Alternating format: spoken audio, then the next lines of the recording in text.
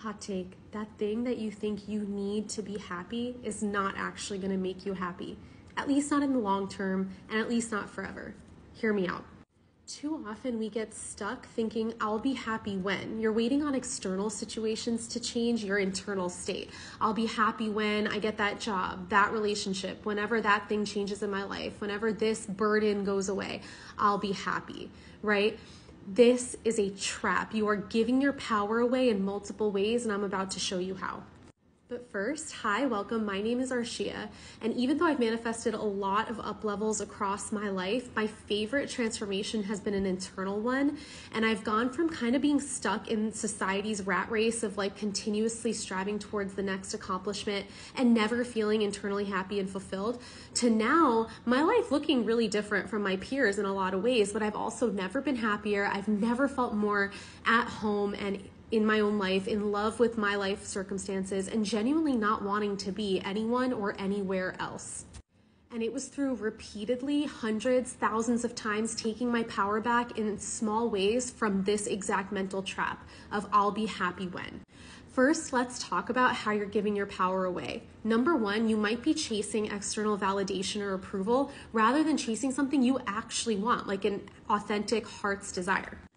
I'll be happy when is also a thought pattern. It is a repeated mental loop that keeps you in a state of searching and seeking beyond your current life circumstances, thinking that they will be so much better than where you are now. Translation, you're not in the habit of looking around and really accepting and basking in your present circumstances. Another side of this is thinking that whatever problems you have right now will disappear and you will be problem-free and live happily ever after if only this one thing would manifest.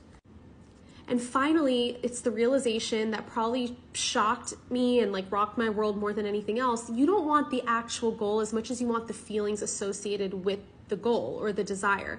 So you want to feel the feelings associated, whether it's pride and satisfaction with a career promotion, or you want to feel love and connection through relationships or friendships, but you're seeking the underlying feeling more than the actual desire. So what could end up happening is, let's say you get the thing you want. Maybe you feel empty because it was based on external approval and what someone else wants for you rather than what you want for yourself. Maybe you're now sitting in the middle of a bunch of new life circumstances, but you're not trained on how to savor and appreciate them, so you just continue searching for the next thing. Maybe you thought you'd be problem-free and everything would be amazing once you got this thing, and then you realize that there are problems and challenges at every new stage and season of life. Or maybe you get the thing, but it feels empty because truly nothing has meaning except the meaning that you give it.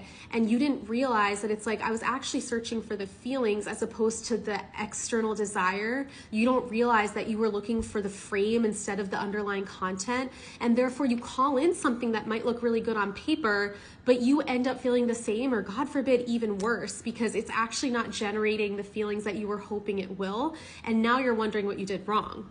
But this is all really good news. All of this is internal work, and you can start shifting things today. You can start making sure that the thing you're chasing is actually something you want and not something you think you should want. You can literally, in this exact second, start appreciating this season of your life and this set of circumstances for what they are. Look at what's good. Look at what you may not have later on. You can also see what potential future problems, future issues, future headaches you could be escaping right now because you're in the place that you are. It's this weird reverse gratitude concept and hack that I really like to tap into.